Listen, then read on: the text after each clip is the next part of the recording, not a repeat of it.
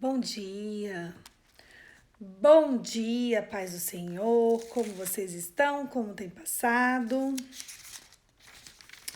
Hoje é dia que o Senhor fez, vamos nos alegrar, glórias a Ti. Vamos ler hoje Romanos, capítulo 9, a soberania de Deus. Digo a verdade em Cristo, não minto. Minha consciência confirma o Espírito Santo. Tenho grande tristeza e constante angústia em meu coração, pois eu até desejaria ser amaldiçoado e separado de Cristo por amor de meus irmãos, os de minha raça, o povo de Israel. Deles é a adoração de filhos, e a deles é a glória divina, as alianças, a concessão da lei e a adoração no templo e as promessas. Deles são os patriarcas, e a partir deles traça a linhagem humana de Cristo, que é Deus acima de todos, bendito para sempre. Amém. Não pensemos as palavras de Deus, não pensemos que a palavra de Deus falhou, pois nem todos os descendentes de Israel são Israel. Nem todos, por serem descendentes de Abraão, passaram todos a ser filhos de Abraão. Ao contrário, por meio de Isaque, a sua descendência será considerada. Noutras palavras, não são os filhos naturais que são os filhos de Deus, mas os filhos da promessa é o que são considerados descendência de Abraão, pois foi assim que a promessa foi feita. No tempo devido virei novamente, e Sara terá um filho. E esse não foi o único caso. Também os filhos de Rebeca tiveram o mesmo pai, o nosso pai Isaque.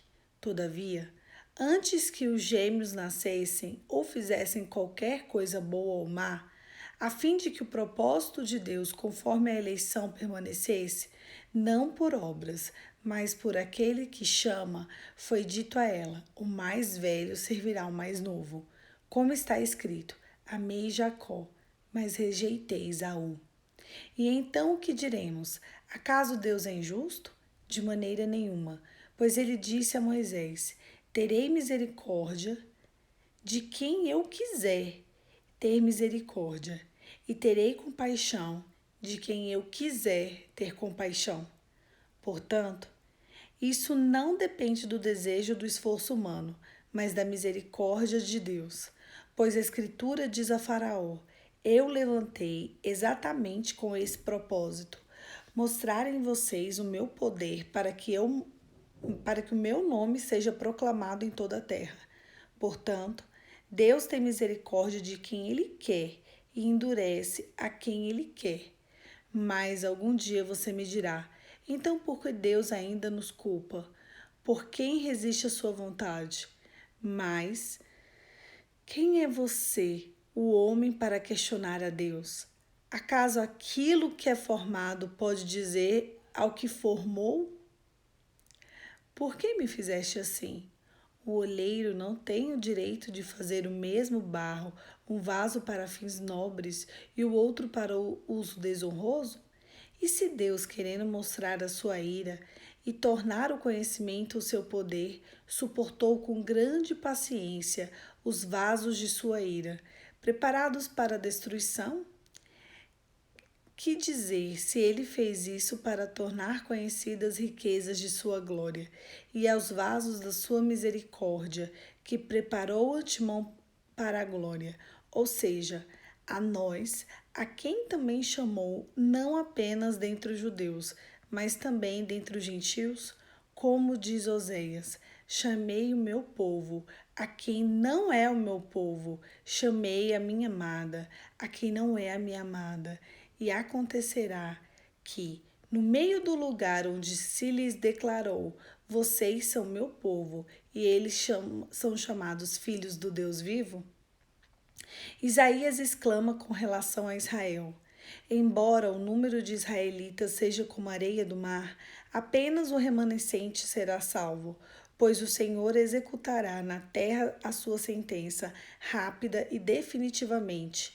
Como anteriormente disse Isaías, se o Senhor dos Exércitos não nos tivesse deixado os descendentes, já estaríamos como Sodoma e semelhantes como Gomorra. A incredulidade de Israel. Que diremos então? Gentios que não buscavam justiça a obtiveram de uma justiça que vem da fé, mas Israel que buscava justiça que vem da fé. Mas Israel que buscava uma lei que trouxe a justiça não a alcançou. Por que não? Porque não buscava pela fé, mas como se fosse por obras.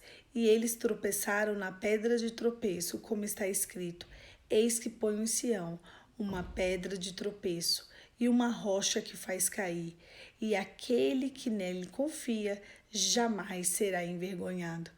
O texto de Romanos, capítulo 9, ele começa falando sobre a soberania de Deus. E ele vai explicando, né, para o povo que nem todo judeu é povo de Deus. Dali ele começa falando de Abraão, o pai da fé, onde tudo começou. Abraão, né, gerou Isaac pela fé. Ele já era um homem muito velho, ele e Sara. E então, de uma forma miraculosa, para Deus estender a misericórdia dele na terra, Sara tem o seu ventre preenchido e Deus entrega Isaac nas mãos de Sara. E dali, Isaac casa-se com Rebeca anos depois e ele gera gêmeos, Jacó e Esaú. Pela lei judia, quem tinha o direito a ter a descendência de Cristo não era Jacó, era Esaú.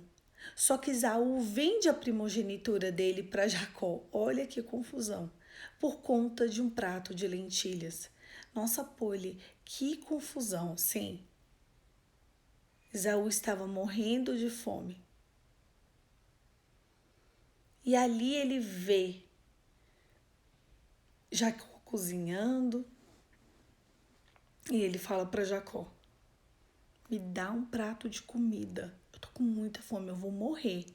Jacó fala: dou. Me dá o teu direito de primogenitura que eu te dou um prato de comida. Ele falou: quer saber? Toma isso aí. Eu nunca precisei disso mesmo. Para mim, tanto faz ser o primeiro ou não. O importante é o que desejo da minha carne esteja satisfeito. E por abastecer o desejo da carne dele, antes da bênção da primogenitura, Esaú teve o nome dele cortado da descendência de Cristo. Olha que pesado. Foi por conta de um prato de comida. Uau! Então Esaú vende a primogenitura dele para Jacó. Ele se alimenta. Quando ele termina de comer, ele vê Jacó sendo abençoado pelo pai. Mas ele fica com muita raiva de Jacó. Muita raiva. Nesse tempo, Isaac já era bem velhinho, então ele não viu que Jacó era Jacó. Ele achou que Jacó era Esaú. E ele abençoa Jacó com a bênção da primogenitura. Mas com Deus não se brinca. Então Deus tira a bênção da primogenitura, tira a parte da escolha dele, de Esaú, e coloca sobre Jacó. E o texto que a gente leu hoje nos informa exatamente essa hora e esse momento. Porque era para a gente falar assim: Deus de Abraão, Deus de Isaac, Deus de Esaú. Mas naquele dia em que ele quis se distrair com as coisas deste mundo, em que ele quis satisfazer o desejo dele, ontem a gente lia um pouco sobre isso. que quem está em Cristo, o desejo da carne dele precisa ser morto. Porque se o desejo da nossa carne não for morto, a gente faz como Esaú fez. A gente vende o nosso direito no céu por conta daquilo que a gente está vendo. E foi assim que ele fez. Nossa, mas ele ficou muito chateado. Mas não adiantou. Ali teve uma guerra de nações por conta dessa história, desse prato de comida. Mas naquela hora em que ele entrega o direito da primogenitura para o irmão Jacó, ele perde o direito. Ele perde o direito de ser chamado povo de Deus. E então Esaú fica à parte dessa história. E a história de Cristo e a descendência de Cristo vem da descendência de Jacó, das 12 tribos de Israel. Porque a um dado momento, Deus muda o nome de Jacó para Israel. As 12 tribos de Jacó e a tribo de Judá, que é de onde Jesus veio, vem da descendência de Jacó, que se tornou Israel. Então a palavra começa a nos orientar em Romanos que nem todo o povo de Israel, nem todo o povo que nasceu do ventre de Abraão, do ventre de Isaac, é povo escolhido. Pode, mas por quê? Porque Deus é soberano. Mas a gente percebe que existe uma lógica na soberania de Deus. A história não era para ser com Jacó, mas foi. A história era para ser com Esaú. Mas Esaú entrega nas mãos de Jacó por uma brincadeira, para satisfazer a carne dele. E Deus não está aqui para dar atenção àqueles que querem satisfazer a carne deles. Deus está aqui para se inclinar por quem mata a sua própria carne, para viver uma história de santidade. O que faz com que a gente tenha separação de Deus é a falta de santidade. A palavra diz que sem santidade é impossível ver Deus. A pessoa pode saber falar em línguas, a pessoa pode saber a Bíblia de cor e salteado, a pessoa pode ter discernimento da palavra, a pessoa pode ler Bíblia, a pessoa pode orar, mas se ela não estiver em santidade, é impossível ela ver a Deus. Você quer saber se aquela pessoa é de Deus ou se aquela pessoa não é de Deus? Ela precisa ter frutos de santidade na vida dela. E um desses pontos é ela sempre matar o desejo do coração ou a carne dela. As coisas que ela vê e que ela quer. É entregar nas mãos do Senhor e confiar e descansar. É saber que todas as coisas lhe serão lícitas, se não for contra a lei, mas nem todas a convém. E então, mediante uma decisão do primogênito em perder a primogenitura, porque às vezes a gente pensa assim, poxa, ele perdeu. Perdeu porque ele quis brincar com Deus. Deus retirou dele. Então, nem todo Israel é povo de Deus. Até hoje, os descendentes de Esaú não são povo de Deus.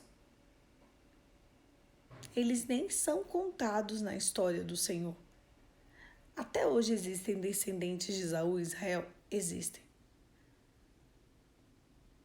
Mas o que fez ele sair de lá foi uma decisão. É isso que eu estou batendo na tecla hoje e é isso que eu preciso que você e eu saiamos desse momento com a cabeça bem no lugar. Que o que faz a gente ter ou não ter a presença de Deus é uma decisão. O problema é que às vezes a gente brinca também, igual Esaú brincou. A pergunta desse texto para mim e para você é: quem você é na história?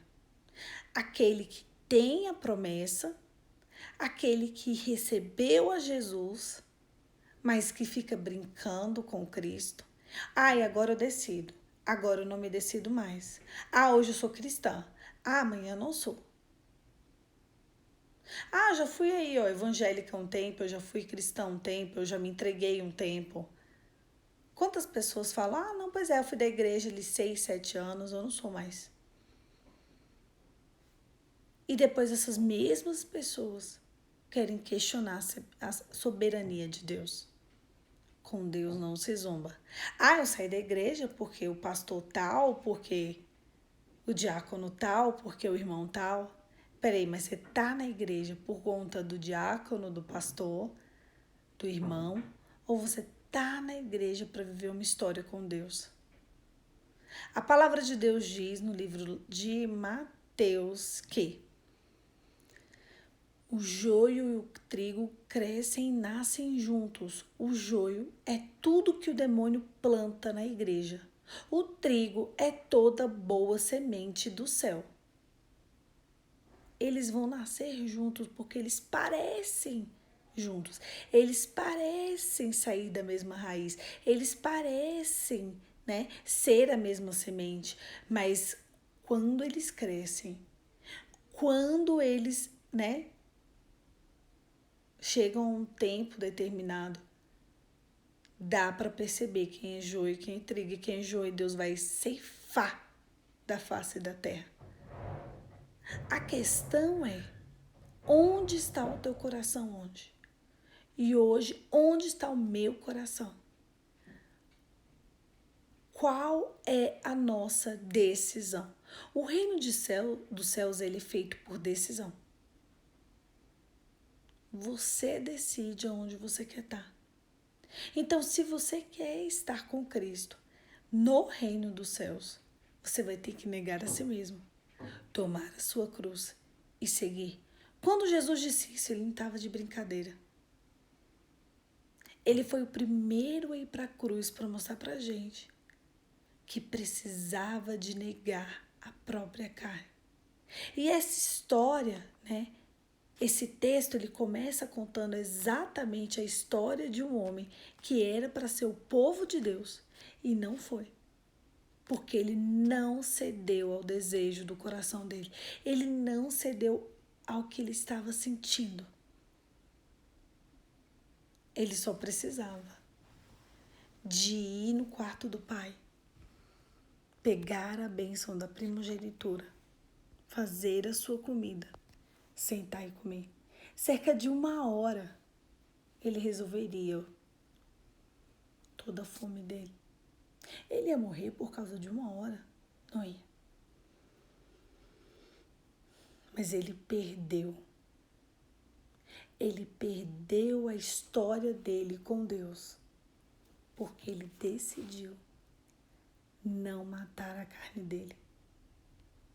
E a gente precisa de entender que todas as vezes em que a gente coloca o nosso desejo, a nossa carne na frente daquilo que Deus tem pra gente, a gente decide não estar com Cristo.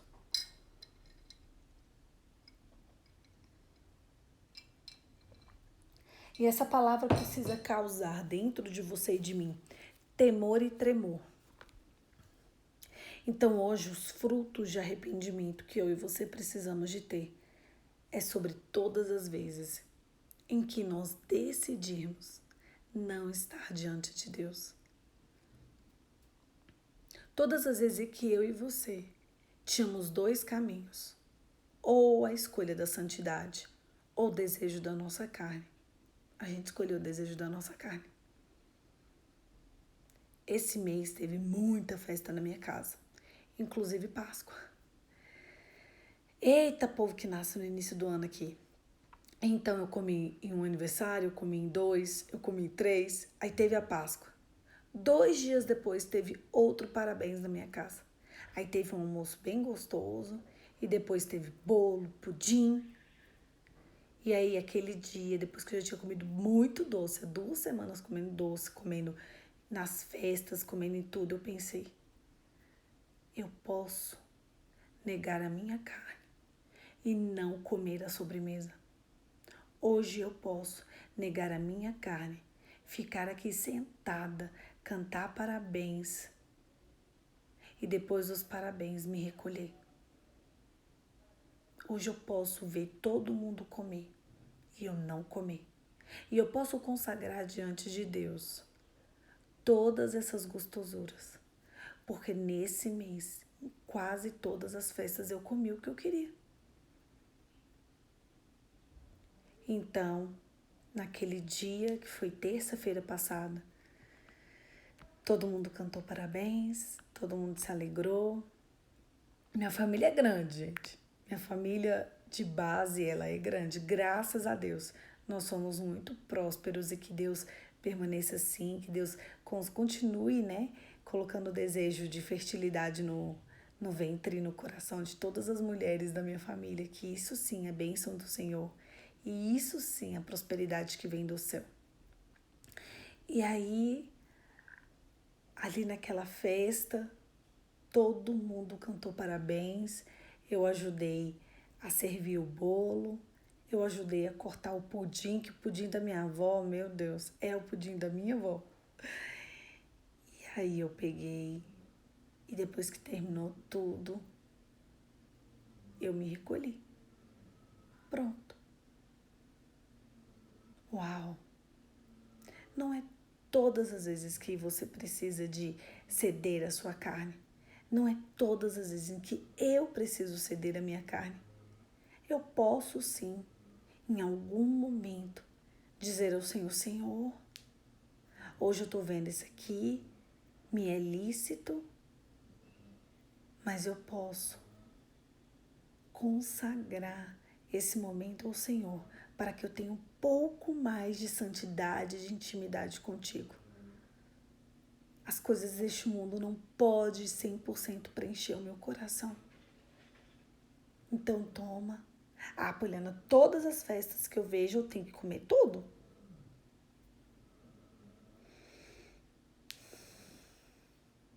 Um povo deixou de ser um povo de Deus por conta de um prato de comida. E se isso não causar temor e tremor dentro do meu coração, dentro do seu coração, eu não sei o que pode causar. E se isso não fosse tão relevante, a história do Novo Testamento não contaria de novo essa história. Paulo não teria pregado isso à igreja de Roma se isso não fosse extremamente importante e sério para Deus. Não, então hoje eu vou abrir mão disso por conta do Senhor. Que dia que você já chegou em algum lugar, você poderia fazer alguma coisa e você decidiu não fazer? Só para a misericórdia do Senhor está estendida sobre a sua vida. Existem momentos que a gente se questiona, meu Deus, onde está Deus? Meu Deus, o Senhor não fala comigo. Meu Deus, o Senhor não se revela a mim. Meu Deus, o Senhor não me direciona. Nossa, eu estou perdida. Meu Pai, cadê Deus aqui nessa história? Meu Deus, eu preciso de socorro, eu preciso de atenção, eu preciso de cuidado, eu preciso que o Senhor olhe para mim, eu preciso que o Senhor se incline para mim. Meu Deus, cadê o Senhor? Parece que minhas orações não passam do teto. Mas você não é capaz de ceder um brigadeiro para o Senhor. Você não é capaz de segurar a tua língua dentro da tua boca em nenhuma discussão. Você não é capaz de servir um copo de água para os seus. Você não é capaz de levantar da tua cama e lavar uma louça. Você não consegue lavar um banheiro, passar uma vassoura na sua casa, buscar alguém em algum lugar. Você não pode. São pequenas decisões que trazem grandes consequências. Era só um prato de comida, era uma sopa de lentilhas. Extirpou a descendência daquele homem, da descendência de Cristo. Olha que coisa séria. A gente precisa, uma hora na vida, abrir mão de alguma coisa para o Senhor. A gente precisa fazer com que o sacrifício de Cristo valha a pena na nossa vida. Hoje a gente não precisa de sacrifícios reais. A gente não precisa de matar animal. Não precisa. A gente só precisa se decidir entre o que é humano e o que é celestial, entre o que dá terra. Muitas vezes as nossas decisões nem vão estar atreladas a pecado. Um exemplo: qual pecado teria de eu sentar depois do almoço e comer um pedacinho de bolo? Não tem pecado. Qual pecado teria entre eu sentar depois do almoço e comer um pedacinho de pudim? Eu poderia comer um pedacinho bem pequenininho de pudim e um pedacinho bem pequenininho de bolo. Poderia, qual o problema? Nenhum. Qual pecado nisso? Nenhum. Não haveria pecado. Mas eu já tinha comido em 5 outras festas naquele mês. Entre o mês de março e o início do mês de abril, eu já tinha comido umas 5 festas. Festa assim, né, gente? Assim, no parabéns. Qual a necessidade de mais um dia eu comer, sendo que eu podia pegar aquele dia e consagrar ao Senhor como oferta a minha vontade, o meu desejo, aquilo que os meus olhos viram? Qual foi o dia em que você pegou algo que lhe era lícito e falou: me é lícito, me convém, inclusive me convém, mas hoje eu quero mostrar para o Senhor, quem domina a minha carne, o meu corpo sou eu, que eu posso me entregar aqui ao Senhor, para que Ele, quando olhar para a humanidade, Ele se incline ao meu favor e a misericórdia dele esteja estendida sobre mim. Agora, se você sempre se conceder, eu mereço, eu posso, o Senhor é cheio da graça, a gente vive um tempo muito bom em Deus, Deus perdoa, Deus é amor, não é assim? Até parece, Poliana, até parece que Deus vai ficar chateado comigo porque eu vou comer um pedacinho de bolo. Não vai. Mas as coisas que a gente faz têm valor diante de Deus. Qual foi o dia em que você decidiu não sair? E ficar 10 minutos orando, em vez de sair, olha, Senhor, hoje me é lícito sair, hoje me é lícito ir no parque, dar uma voltinha, mas eu não vou. Em vez de ficar 1 hora, passeando, eu vou ficar 15 minutos com o Senhor. Eu vou colocar 15 minutos de louvor, eu vou ler aqui um texto, eu vou respirar fundo e ficar. Eu não sei nem orar, porque a tua própria palavra diz que eu não sei orar como convém. Mas eu vou ficar aqui. E quando o Senhor olhar para o mundo, para a humanidade, quando o Senhor se inclinar, que o Senhor me ache bem aqui. Quando tiver uma multidão de pessoas perto de mim, que o Senhor veja o meu coração como um coração que saltita de amor por ti. Então eu vou negar o desejo da minha carne. Eu vou sim fazer algo para o Senhor. Qual foi a última oferta da sua carne que você entregou para o Senhor? As ofertas da nossa carne, elas têm relevância diante de Deus. Pelo menos uma vez por mês, oferta a sua carne para Deus. Jesus veio para que a gente fizesse isso. Olha, ofertar a nossa carne o que é ofertar a nossa própria carne? É quando lhe é lícito alguma coisa, mas entre o que é lícito, o que é certo, assim, que você pode fazer como coisa corriqueira e escolher a Cristo Escolha negar aquilo ali por conta de Cristo. Vá a uma festa e não come os docinhos. Vá a uma festa e não coma os salgadinhos. Entre ir a algum lugar e esperar e ficar 15, 20, 30 minutos com o Senhor um dia, fica com Ele. Entre não responder e responder, não responda. Olha, Senhor, eu vou te entregar como oferta essa resposta aqui que eu ia dar nessa pessoa. Ia criar uma grande confusão. Em nome de Jesus, amém. Engole seco. Entre o seu descanso e uma loucinha lavada, lava a louça. Entre o seu descanso e um banheiro lavado. Olha, Senhor, hoje eu poderia descansar, que eu tô cansada. O dia foi corrido, mas eu vou passar uma água aqui nesse banheiro para que a minha família tenha um banheirinho mais cheiroso para poder usar. Mas isso vai ser a minha mortificação da minha carne, porque a minha carne quer deitar, quer descansar, quer ficar esparramada nesse sofá, vendo Instagram e passando o dedinho assim, ó, olha, Senhor, como eu quero. Pode até fazer assim, ó, olha como eu quero ficar. Só rolando o dedinho. Ou assim, mais nada. Clica. É isso que eu quero fazer. Mas em vez de ficar com o dedinho ali, ou eu vou praticar alguma coisa para o céu. E aí, depois disso, quando as coisas do céu começarem a vir para a terra a seu favor, ninguém vai entender.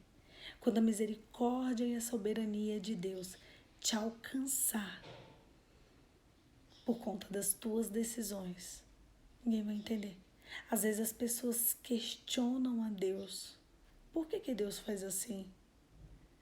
Por que Deus agiu dessa forma? Nossa, será que Deus é mau?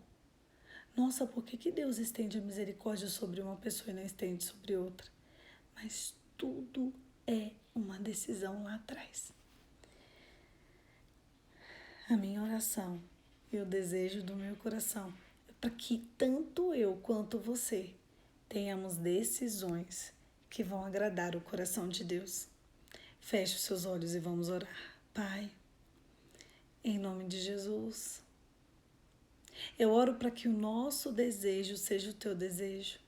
Eu oro para que a nossa vida tenha mais santidade. Eu oro, Pai, em nome de Jesus, para que eu e meu irmão possamos estar inclinados ao teu favor. Que o nosso livre-arbítrio seja a nossa liberdade para nos entregar todos os dias uma oferta agradável ao Senhor. Algo que suba as suas narinas como um sacrifício vivo, puro, santo e agradável. Olha, hoje eu não vou fazer um lanche, Senhor. Eu não vou fazer um lanche para te agradar. Eu não vou fazer um lanche para que o Senhor se incline, não só ao meu favor, mas ao favor de muitos. Olha, Senhor, hoje eu não vou tomar um café da manhã, porque eu tenho orado por aqueles que choram, que sofrem. Eu entendo o momento do mundo e eu entendo que essas coisas estão acontecendo com a tua permissão. Ninguém tem uma resposta, mas o Senhor tem. Então que hoje a minha oração entre em brecha. E é assim que nós seremos daqui para frente. Pai, esse propósito é tão lindo. É o meu amigo que representa você e é o Ele, que é Cristo. É a parte mais importante disso. Que o nosso desejo, os nossos pensamentos sejam para Ele. Em nome de Jesus. Amém. Amém, querido. Não se esqueça que uma pequena decisão pode trazer um resultado, uma misericórdia na sua vida que ninguém mais vai ter. E as pessoas podem questionar a soberania de Deus. Um afastamento do Senhor ou um ajuntamento para dentro de Deus geralmente começa com uma decisão, não de Deus, mas sua. A gente precisa de entender que é tudo uma relação em cadeia. Que a partir de hoje o teu coração esteja inclinado a matar a sua carne, carregar a sua cruz e seguir. Para que quando os olhos de Deus estejam postos diante da humanidade, Ele encontre o seu coração. Um beijo, fique com Deus e até amanhã, 5h45, a gente está aqui para poder continuar o livro de Romanos.